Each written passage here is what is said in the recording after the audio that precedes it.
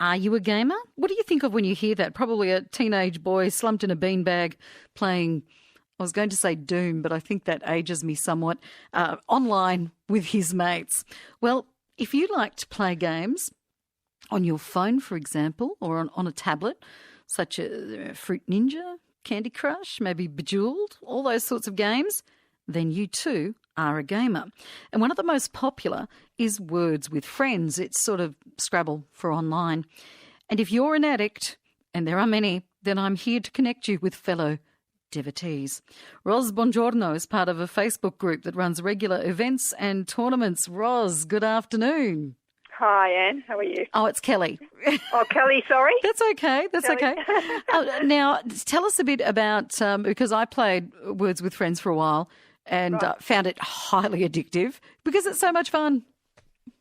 Absolutely. So for me, it's the strategy. Various people enjoy various aspects of it, but yeah, there are a lot of addicts. How long have you been playing? Personally, about almost 2 years. Mm-hmm. And I wasn't really even a Scrabble player before that, except as a kid. So yeah. Well, for those who don't know, you can get it as an app.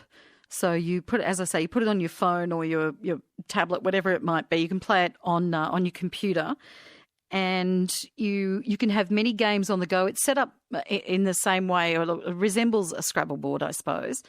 And you basically, it works the same way. You get a set of letters given to you, and you start to build and earn points, and that's pretty much how it works, isn't it, Ros? Pretty much. And the beauty of the way we play within our group is that we all get to know each other, so it becomes almost like a family. And we all play each other, and we enjoy beating each other, and the challenge of that's involved.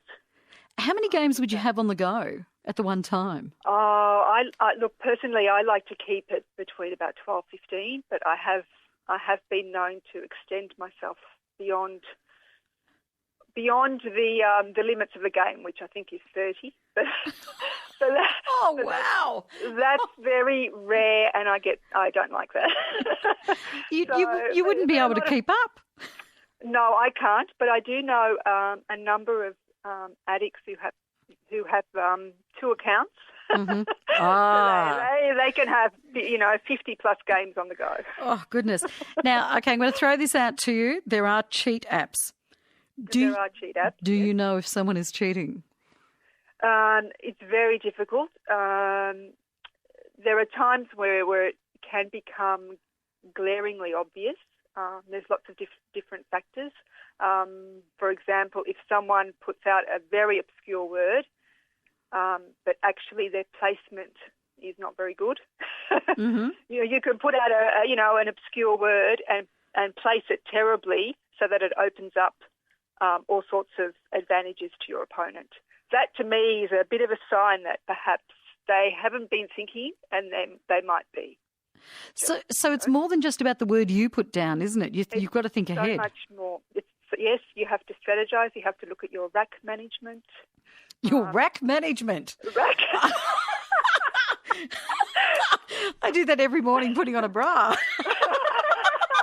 Well, that's a start, perhaps. Look, not everyone plays in the same way. Some people may not yet be at the stage where they know about rack management, but it's more of an advanced term. So are there particular letters that when they're sitting in your rack, you've got to hold on to them for that special play? Well, sure.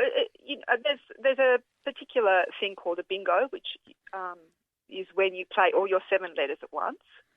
If you play a bingo, which you get rid of all your 7 letters at once, you get 35 extra points. Mm-hmm. So everyone wants to bingo. Yes. And there's certain letters that you might keep. If you've got IES, for example. Yeah. They are very good bingo letters. So you might want to hold on to them. If you can play something else and hold on to those, you might in the next go get a few extra letters that give you a bingo. Mm.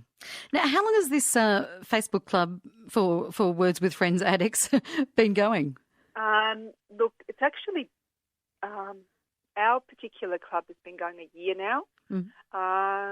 It's certainly there are others. So probably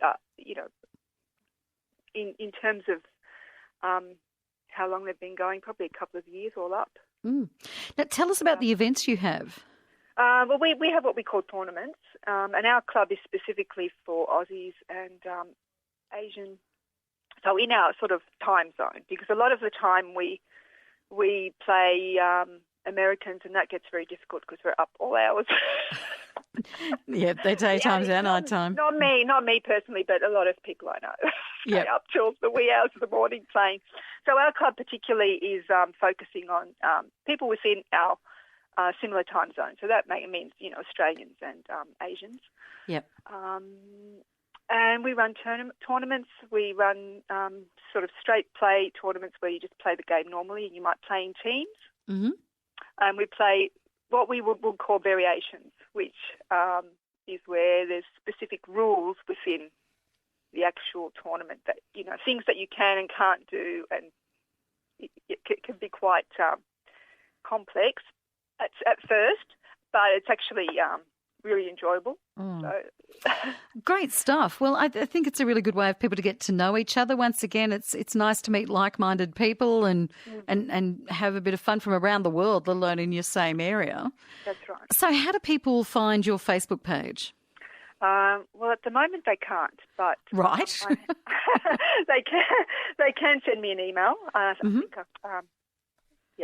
okay, so rightio. If anyone's interested, we have Roz's email address, and we'll hand that out. Brilliant, Ros Bongiorno. Thank you very much for being part of our quirky club segment. It's